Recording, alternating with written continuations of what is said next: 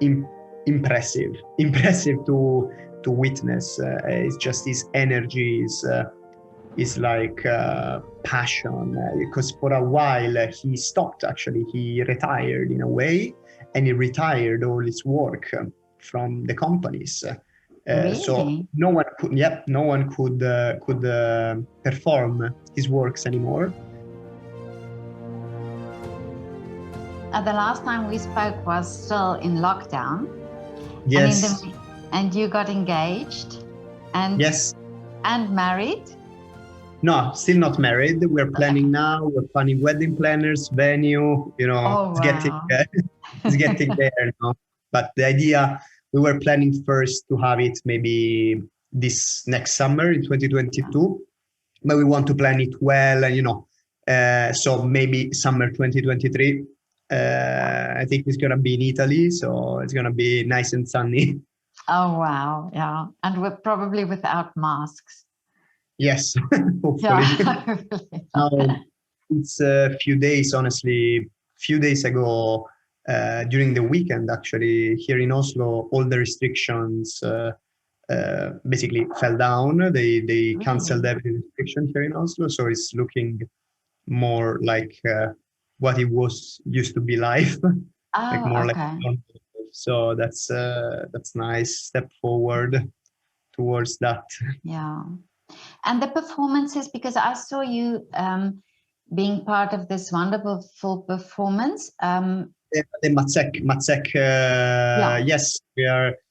This has been a challenge as well, because we started in August to work with him, and it's a huge thing because it was more than 20 years that he was missing for our repertoire in Norway.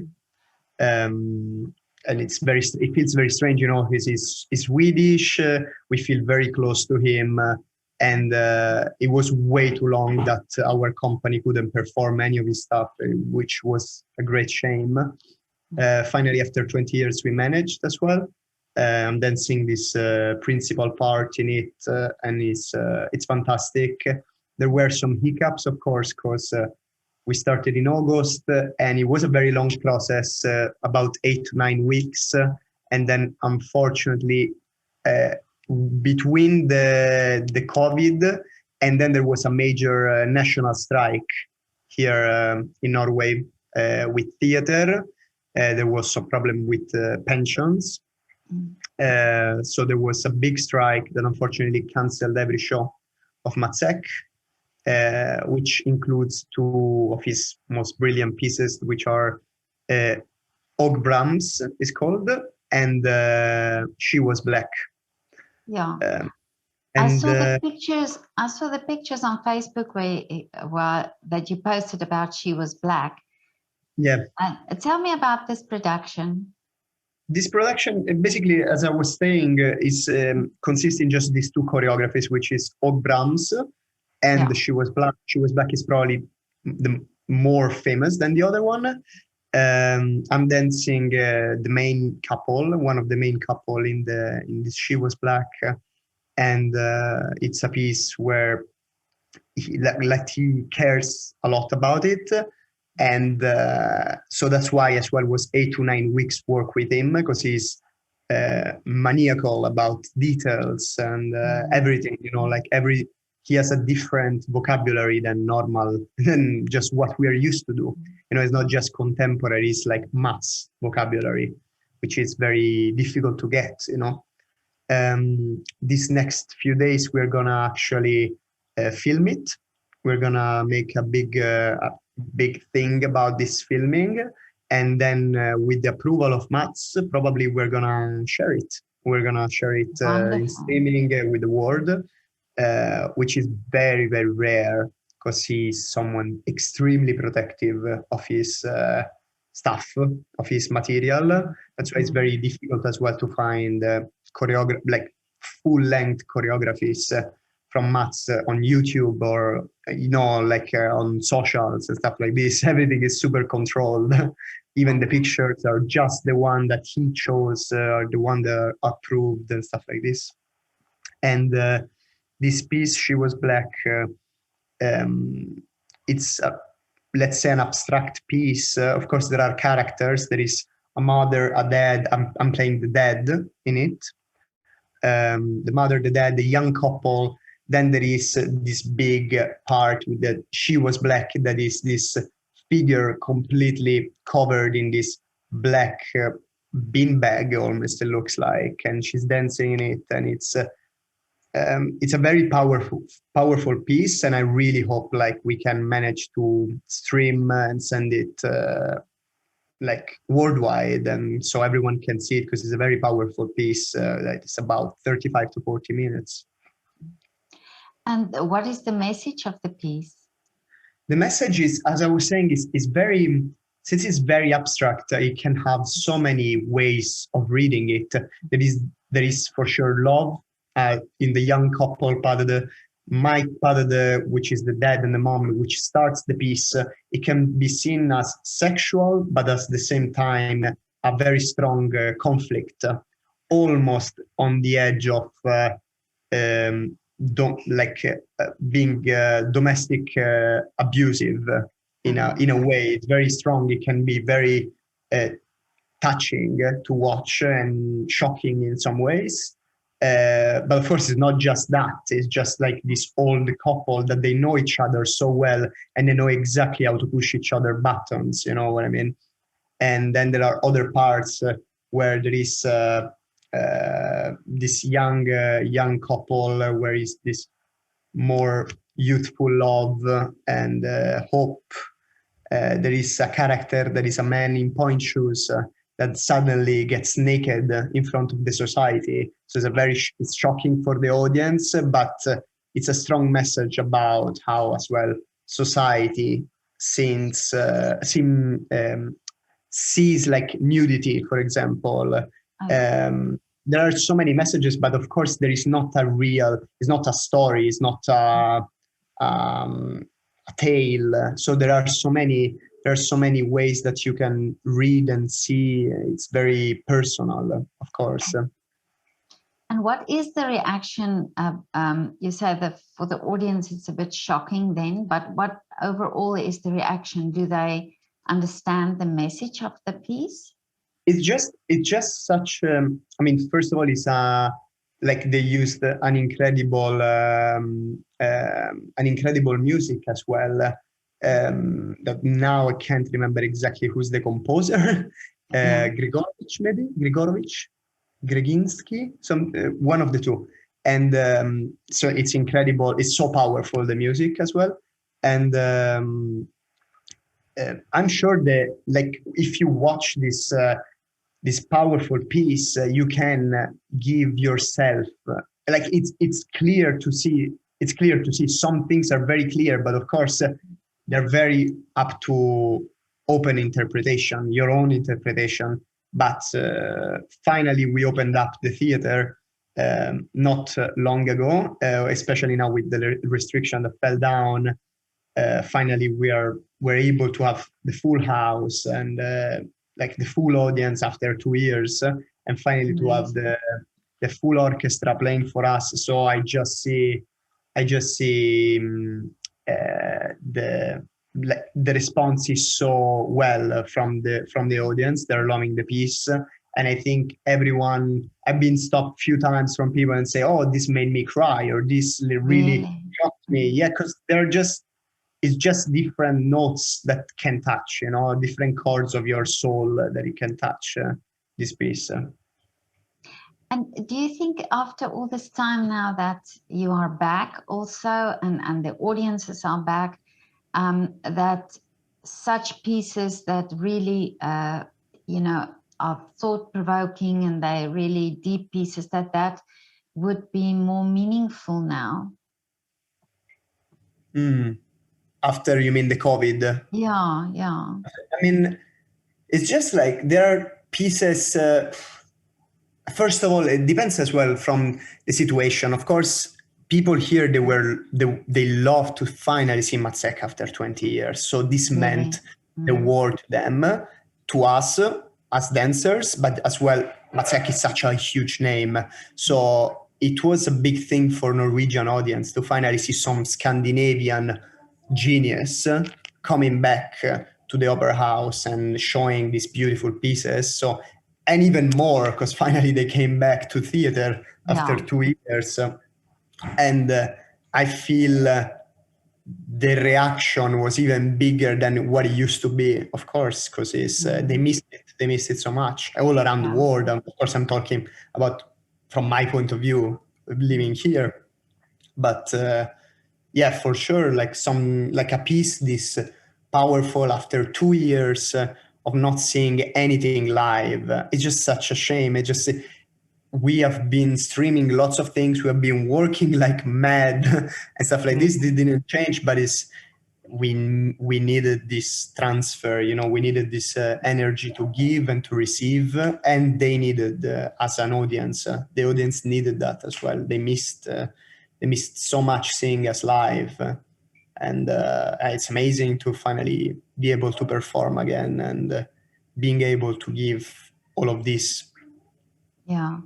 How important do you think is it for the audience to be or to understand the message? You say there's different messages in there, and it's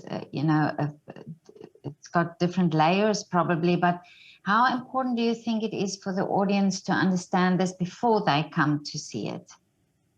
Well, I think it's just something that like with pieces like this, you can't really know. It's just because they are not a story, so you can't even document yourself about it. It's not just something like, oh, I never seen Swan Lake, but let me read or Onegin. Let me read what is it about.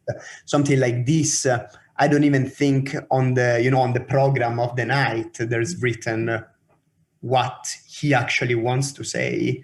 So I think it's even more special to just be there, recognize the character, recognize the story, and just give your own interpretation and just enjoy the moment. Just enjoy the moment of seeing something powerful, something strong, something hopeful, someone in love, someone ashamed, someone naked, with this powerful music. And of course, there is like a choreographic genius behind that it makes it work so well. So I don't actually think it's that important to know what's about before and not even actually later. It's just like which emotions brought out from you, and yeah, just to enjoy actually the moment. It's a 35 minutes piece which goes so quickly. Yeah. And what is it about the choreographer that is so special for you to work with him? I mean, we are talking about probably one of the top 5 biggest names ever in the dancing world, especially as a choreographer, especially for the contemporary part of dancing. Like some true genius. Like we can put him up there with Killian and Forsyth. Like Roland Petit. Like top. And it's always incredible. For me, it was incredible to work with him because we are talking about a 76 years old man that moves like a 20-year-old. Really? That it's just impressive to witness. It's just his energy is like passion. Because for a while he stopped. Actually, he retired in a way, and he retired all his work from the companies. Really? So no one could perform his works anymore. And because he has this enormous passion and love for what he does, and this energy, this incredible energy, he had to come back and start choreographing again and put his work again in the world, and let the working with the companies so they could reach the top level to be able to perform his material, his choreography. So yeah, it's just special because not so many people had the honor to work with him personally, and not for 8 to 9 weeks where he really like mold us in what he really wanted to see. That sounds amazing. And I think it's always wonderful to work with somebody who knows exactly what he wants. Exactly, it's just different. Like sometimes if if you're dancing like a choreography, even from like a past genius, maybe someone that is not here anymore, it's very different. Maybe you work with someone that worked with him or with her, but it's not the same. Here you have the true source of it, the Yeah. the original idea. And the amazing thing about him that he's still changing little things, little steps, little ideas. Or here, just seeing on you, why don't you try this, because I see more this for you. It's not so attached to what you originally said 30 years ago. It's just in a continuous evolution, and that's what's the beauty in it.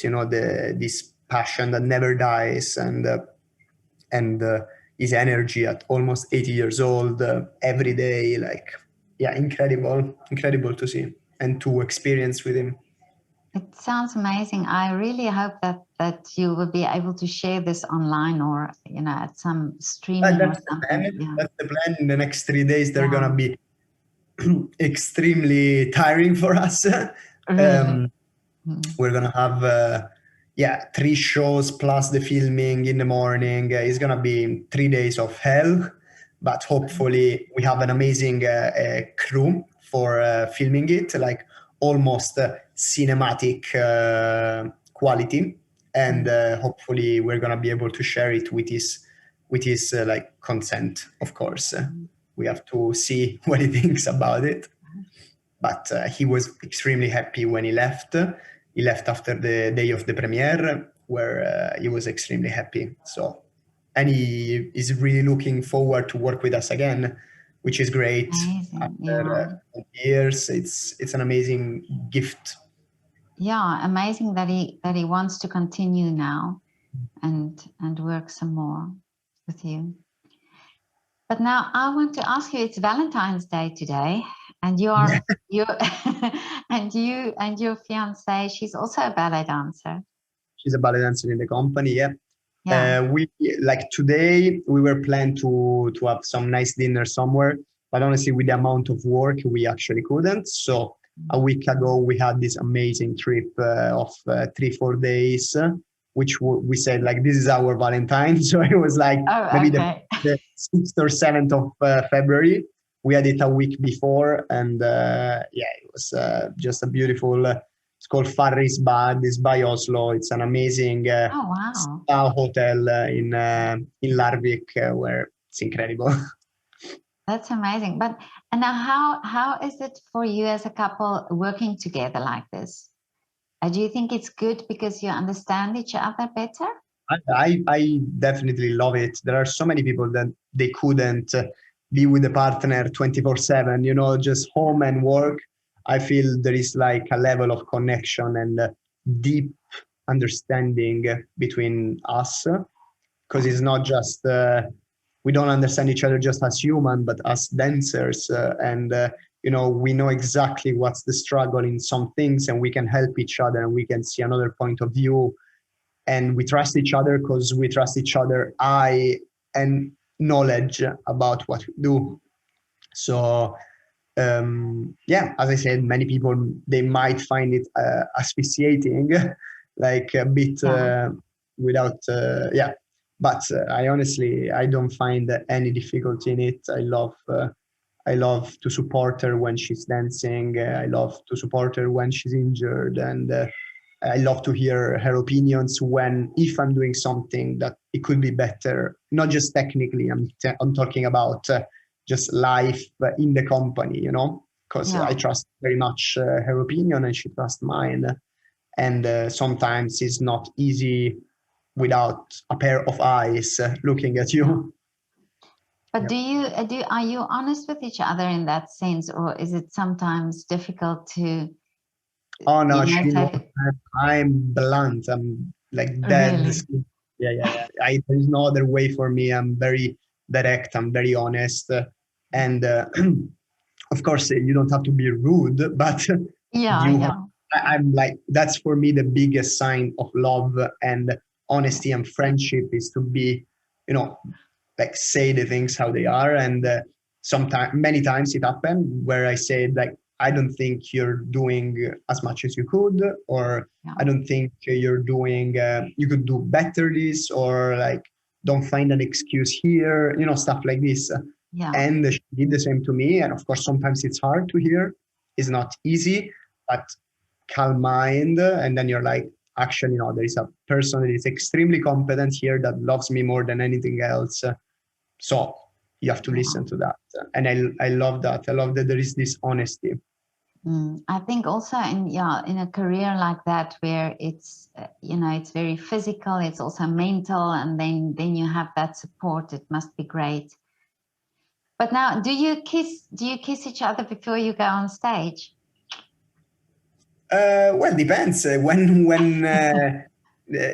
Depends when we are, if she's in the house. Because Okay. of course, if we're dancing something together, of course, Yeah. for sure. And it's, I mean, now I don't think even they wouldn't tell us anything, even with COVID and stuff like this, you know. But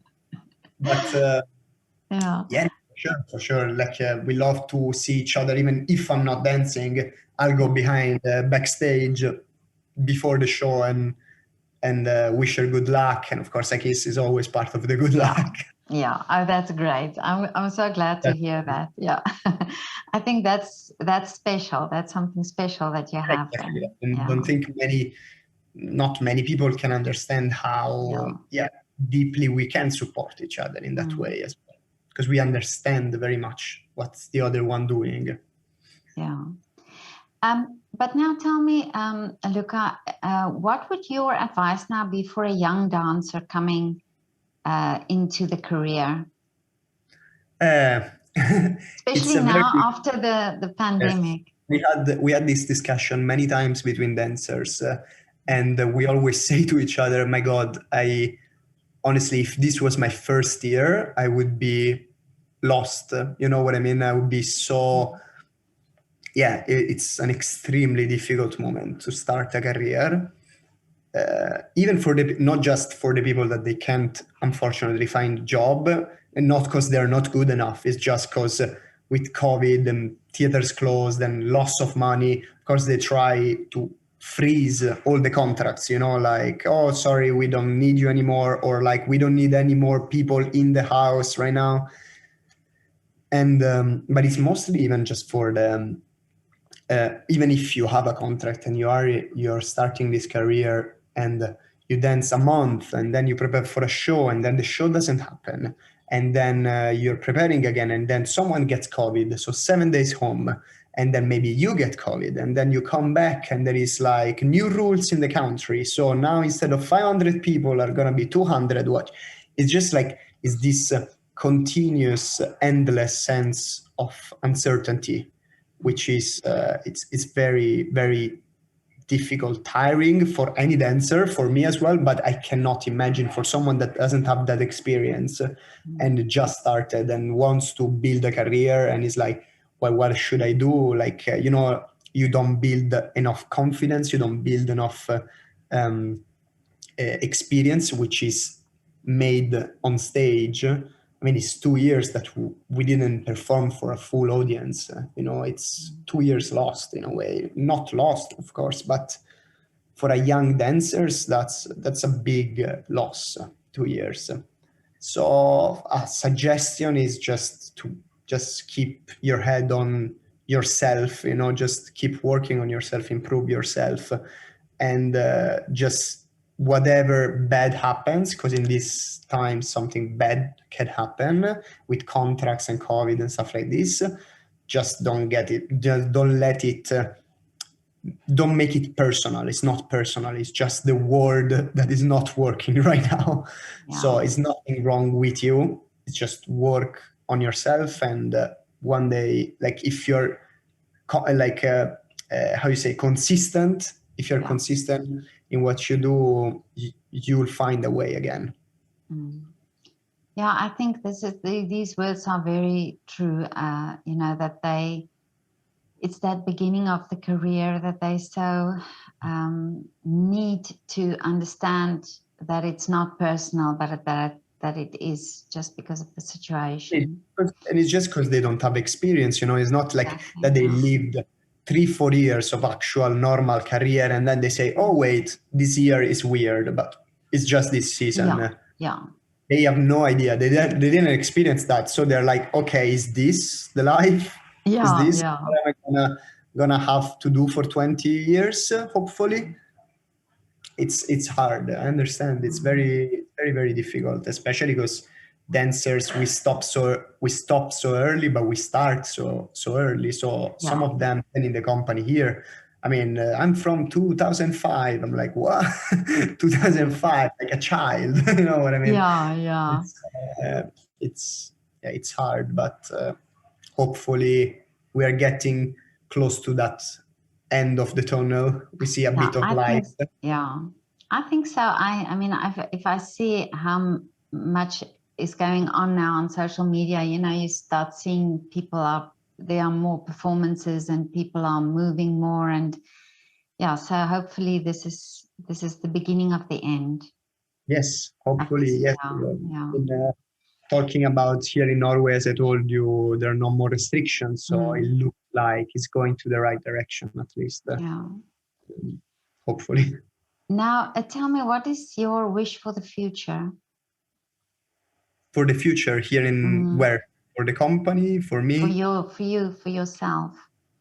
Oh, well, I'm very, for the future, I just wish that we go back to what we were 2 years ago, just as human beings being able to just hug each other without thinking about a virus. I just want to go back to that without caring, just being passionate and inspired and just living your life, honestly, without a care, just wanting to do whatever you want to do, freedom.